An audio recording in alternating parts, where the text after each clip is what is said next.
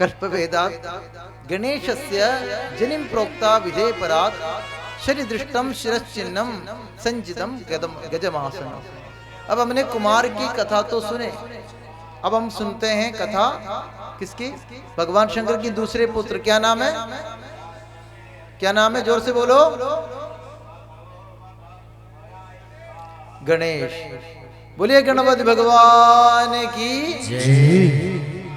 और गणेश के बारे में क्या कह रहे? कल्प भेदात गणेशस्य, कल्प की भेद से गणेश की जनि प्रोक्ता विधेय परात, जन्म के बारे में और भी अनेकों कथाएं हैं। शनि दृष्टम शिरच्छिन्नम, शनि की कुदृष्टि पड़ने की वजह से उनका सिर कटा गया। संजितम गदमासनम, उसके बाद उसको गज की, हाथी की सिर प्राप्त हो गए। अब ये कथा कैसे है? हे मुनीश्वर, नारद जी पूछते हैं ब्रह्मा जी से, अरे ब्रह्मदेव आप ये बताओ ये किस प्रकार की कथा है? गणेश की सिर कटा तो कैसे कटा, किसने काटा? ये कथा हमें विशद रूप में वक्तव्य कहकर सुनाए। हे नारद, कल्प भेद से गणेश जी का जन्म ब्रह्मा जी से भी पूर्व बताया गया है। गणेश जी का जन्म कब हुआ? ब्रह्मा जी से भी पूर्व। भगवान महादेव जी का जब विवाह हुआ था तब भी गणपति की पूजा हुई थी। अर्थात भगवान की ऐसे कोई व्यक्ति हुआ हो जिन्होंने अपने माँ बाप की शादी देखा हो? राधे।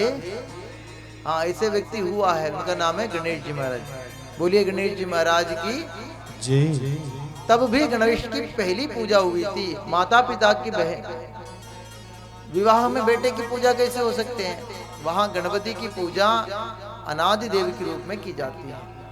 जिस गणपति का वर्णन रुद्राष्टाध्याय में गणपत्यांत गणपति मित्यादि मंत्र से आता है, जिस प्रकार शिव अनादिकाल से है उसी प्रकार गणपति भी अनादिकाल से है, अथवा ये काल से परे है। किसी कल्प में शनि की दृष्टि पड़ने पर उनका सिर कटकर पृथ्वी पर गिर पड़ा, जिसके बाद हाथी के सिर जोड़ा गया। यह सब कल्पांतर की कथा है। अब मैं तुम्हें श्वेत कल्प की घटना घटित हुई उसके बारे में गणेश जी की जन्म की कथा सुनाता हूँ। एकस्मिन् वने काले च जया च विजया सखी पार्वत्यां च मिलित्वैव विचारे तत्परा भवत्। जैसे भगवान विष्णु की जो पार्षद है जिनका नाम जय और विजय है, उसी प्रकार माता पार्वती की भी दो सखियां हैं जिनका नाम है जया और विजया।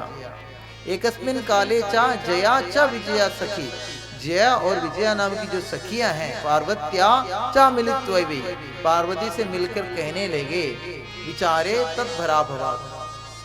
कहने देवी आपको पता है कार्तिकेय आपके पुत्र तो है ही, शिव की वीर से उत्पन्न हुआ है, लेकिन आपके पुत्र होकर भी वो आपके पुत्र नहीं है। देवी कहने लगा मतलब, कहने लगा कि कार्तिकेय जब बड़ा हुआ तब जाके आपको पुत्र के रूप में मिला, जैसे देवकी को कन्हैया मिले। पाले पोषे बड़ा किया कौन? यशोदा मैया। उसी प्रकार आपका अपना कहने वाले कोई पुत्र नहीं है। तो इसी प्रकार जब बात सुनी देवी चिंतित हो गई। स्नान करने की जा रहे थे, और स्नान भी किस लिए पता है? आज तिथि क्या है? दशमी है, कल एकादशी। कल कौन सी एकादशी है जी? रंग भरी एकादशी। कौन सी? हाँ, तो वो विजय, होली तो शुरू हो चुका है। जब होली तो होली है। हाँ, कल तो हम जनकपुर में नहीं जमुना में खेल के आ गए थे बड़े। हाँ, हो आए हम।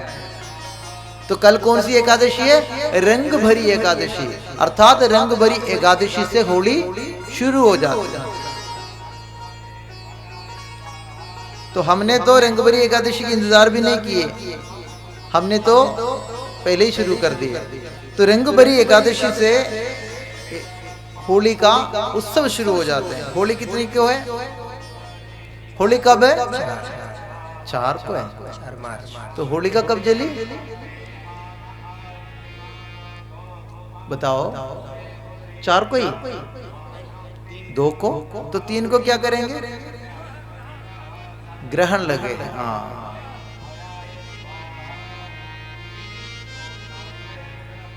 इससे भी नहीं दिख रही, ये हमारे चश्मा है,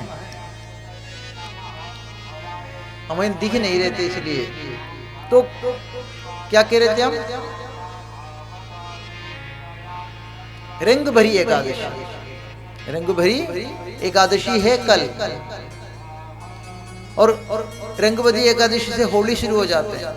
और होली जब शुरू होता है, अच्छा मैं देखो व्यास गद्दी से आपको बता ही दूं, 2 तारीख को होली का दहन होगा। जिनको अगर शंका है उनके लिए बता रहा हूं, इस बार होलिका दहन 2 तारीख को होंगे, 2 मार्च को, और 4 तारीख को होली मनाए जाएंगे, क्योंकि 3 तारीख को ग्रहण लगा है, ऐसे हमारे मिश्रा जी कह रहे हैं। ठीक है, हम नहीं कह रहे, हाँ नहीं, हम भी कह रहे हैं, मिश्रा जी भी कह रहे हैं, शास्त्र कह रहे हैं, ज्योतिष कह रहे हैं, ज्योतिष शास्त्र कह रहे हैं कि 3 तारीख को ग्रहण पड़ने की वजह से उस दिन की होली की मान्यता नहीं होंगी।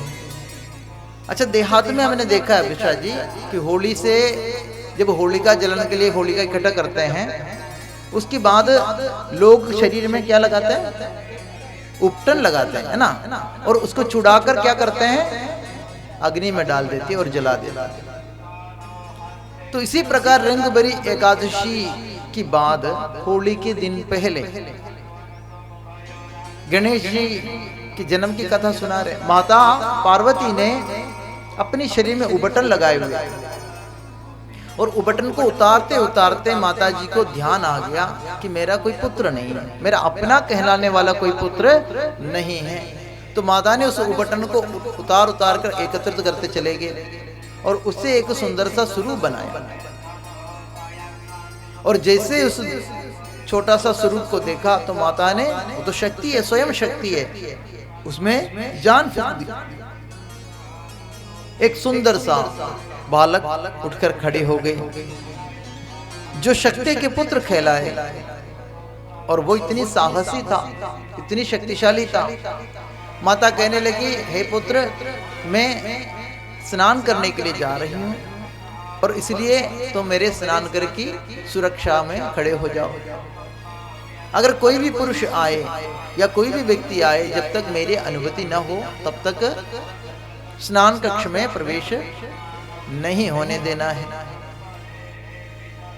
पार्वती ने विचार्येति च पार्वती वपुषो मलसंभवं पुरुषं निर्ममो सातु सर्वलक्षण संयुतम। विचार करके देवी ने अपनी शरीर की वपुषो मल संभवम, मल को एकत्रित किया, पुरुषम निर्मितो सातु, और एक पुरुष को निर्माण किया, एक पुरुष को, एक बालक को बनाया, सर्व लक्षण संयुक्तम, समस्त लक्षणों से संयुक्त बालक को बनाया। उसको आदेश दिया कि तुम किम कार्यम विद्यते तेद्य करवाणि तदोदितम इत्युक्ता सा तथा तेन प्रत्युवाच सुतं शिया। उस बालक जन्म लेते ही पूछा, किम कार्यम विद्यते, मेरा जन्म का उद्देश्य क्या है? किम करवाणी तदोदितम, मुझे क्या करना चाहिए ये भी बता दीजिए। इत्युक्ता सा तदा तेन प्रत्युवाच सुता शिवा। इस प्रकार कहकर वो शिवा के सामने समक्ष हाथ जोड़कर खड़े हो गए। तो देवी ने उसे आज्ञा देकर स्नान कक्ष में प्रवेश किया।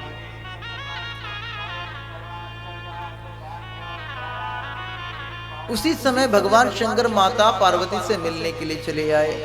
उस बालक ने उनकी रास्ता को रोक दिया, बोला कहाँ जा रहे हो? कहने लगा मैं भोलेनाथ हूँ, होंगे, हमें क्या लेना। बोला मुझे अपनी पत्नी से मिलना है। बोला होंगे, आपकी पत्नी होंगे, लेकिन हमारी माता है, और माता की आज्ञा है बिना अनुमति से किसी को प्रवेश नहीं देना। भोलेनाथ कहने लगा अरे पगले, अगर तुम माता पार्वती के पुत्र है तो तुम मेरा बेटा हुआ, मैं तुम्हारे पिताश्री हूँ। बोला होंगे, लेकिन हमें कोई फर्क नहीं पड़ता। जी रख दो बेटा, मधुबाला बैठ जाओ। ऐसे कहने पर जब शिव को क्रोध आ गया, बोला इतना नन्हा सा बालक और इसको थोड़ा सा भी भय नहीं, मैं भोलेनाथ हूं, मुझे देख के तो लोग डर जाते हैं क्योंकि गले में सांप लटके हुए हैं,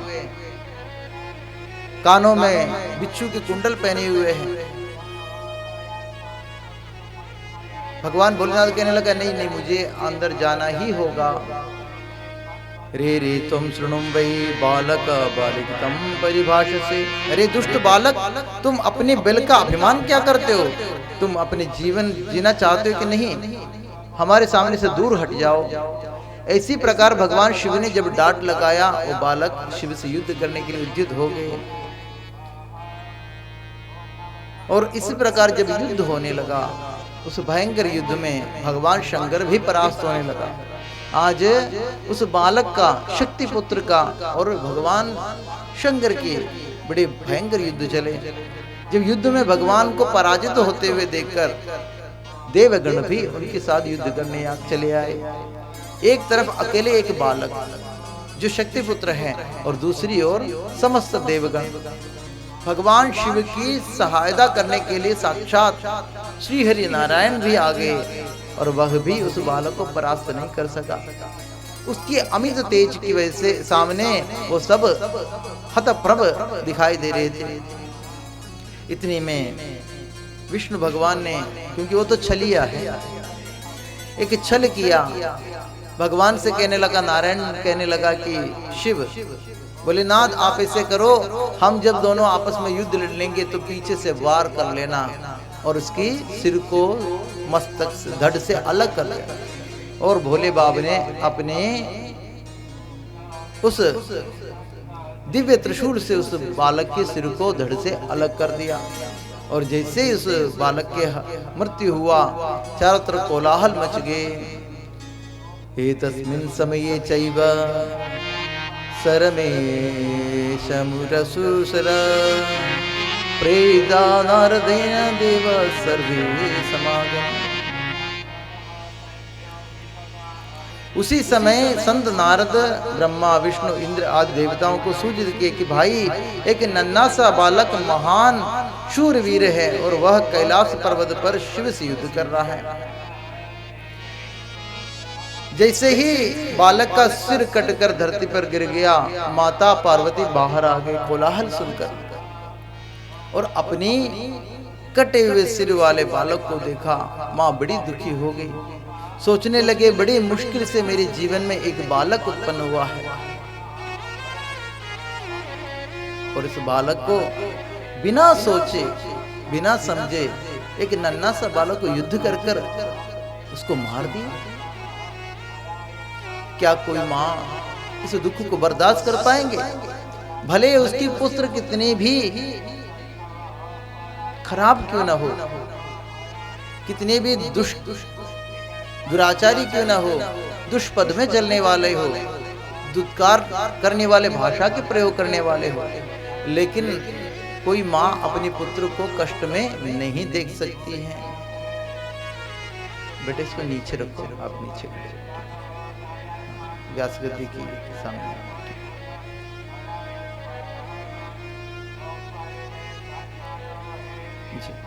राधे राधे, प्रेम से बोलो। भले ही आप कितने भी दुष्ट बालक क्यों ना हो, आप कभी, कोई माँ कभी अपने पुत्र को कष्ट होते हुए नहीं देख सकता। माँ को बड़ी क्रोध आ गई। अब माता जी की क्रोध से, माता काली की क्रोध से काली प्रकट हो गए। माता की क्रोध ही साक्षात काली के रूप में प्रकट हो गए शिवरंजन। और चारों तरफ अनेकों अनेक योगिनियां जगदम्बा नमस्तुभ्यं शिवायै च नमस्तुते चंडिकायै नमस्तुभ्यं कल्याणे च नमो नमः। अनेकों अनेकों प्रकार की योगिनियां प्रकट हो गई और देवी ने आज्ञा दिया, जो मेरे पुत्र का वध किया अथवा जो मेरे पुत्र से युद्ध लड़ा, इसमें से कोई भी व्यक्ति बचना नहीं चाहिए, सबको मार डाला जाए। जब समस्त योगिनियों ने काली के साथ मिलकर सारे ब्रह्मांड की देवी देवताओं को ढूंढ ढूंढ कर मारने लगा, भक्षण करने लगा। जाओ आज इन सब की बलि ले लो। देवी बलि लेती हैं। आज काली विकराल रूप धारण कर बलि लेने चल पड़े। भगवान विष्णु ने जब देखा, देवताओं ने इसकी शरण में जाकर त्राही त्राही मचाने लगा, रो रो कर अपनी हाल सुनाने लगा कि महाराज हमारे इसमें कोई गलती नहीं है, ये सारे लड़ाई की जड़ तो शिव है।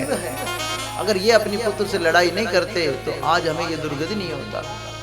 तो कहते हैं नारायण ने बड़े अमित अद्भुत स्तुति किया माता पार्वती को प्रसन्न करने के लिए, और कहने लगा देवी देवी प्रसन्नम, आप प्रसन्न हो जाओ।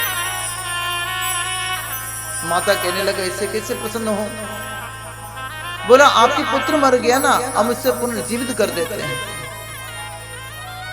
भगवान शंकर ने एक हाथी की सिर को काटकर उस पुत्र की धड़ से जोड़ दिया, अभिमंत्रित किया, वह पुनः जीवित हो गया। अपनी सूंड हिलाते हिलाते माता की सामने खड़े हो गए, वो प्रणाम करने लगा। अब उसकी बुद्धि बदल चुका था, वह भगवान शंकर से भी अन्य देवताओं से माफी मांगने लगे। बोला हमसे भूल हो गया, आप तो देवादिदेव महादेव हो, आप तो साक्षात जगतपति जगन्नाथ नारायण हो, मुझसे भूल हो गई, उसके लिए क्षमा प्रार्थी हो। माता कहने लगी हम देवताओं के ऊपर क्षमा करते हैं, लेकिन काली जो उस विकराल क्रोध से प्रकट हुई थी, काली कहने लगा नहीं नहीं मुझे तो बलि चाहिए, मैं इन समस्त देवी देवताओं को बलि के रूप में ग्रहण करके ही जाऊंगी, उसके बिना मुझे शांति नहीं प्राप्त होगी। जब इस प्रकार की बात सुने भगवान नारायण कहने लगा नहीं नहीं देवी, इससे पृथ्वी की, इस ब्रह्मांड की संतुलन बिगड़ जाएंगे, क्योंकि मेरा कार्य है संतुलन बनाए रखना। अतः मैं आपसे प्रार्थना करता हूं और साथ साथ आपको निवेदन करके बताता हूं, आपको ये समस्त देवी देवताओं को बलि के रूप में मैं प्रदान करूंगा, लेकिन अभी नहीं। जब मैं द्वापर के अंत में श्री कृष्ण के रूप में अवतार ग्रहण करेंगे, ये जितने भी देवी देवता आपके सामने दिख रहे हैं, इनको सबको आपको बलि के स्वरूप में उपस्थित करूंगा। उस समय आप इनको सबको अपने बलि की रूप में स्वीकार कर लेना। आपने कभी सोचा है महाभारत युद्ध इतनी, इस स्वर से कम करो बेटा, ओ लाला इसमें क्या है, कुछ इक्को है, ये पकोड़े लकोड़े क्या है इसके नाम, इसकी इक्को कम करो, इक्को कम करो।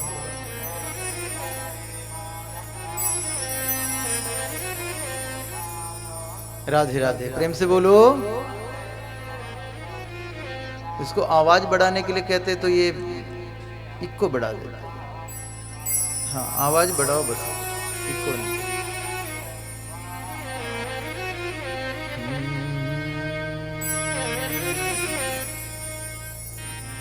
इस समस्त देवी देवाओं को आपको हम बलि के रूप में प्रस्तुत करेंगे।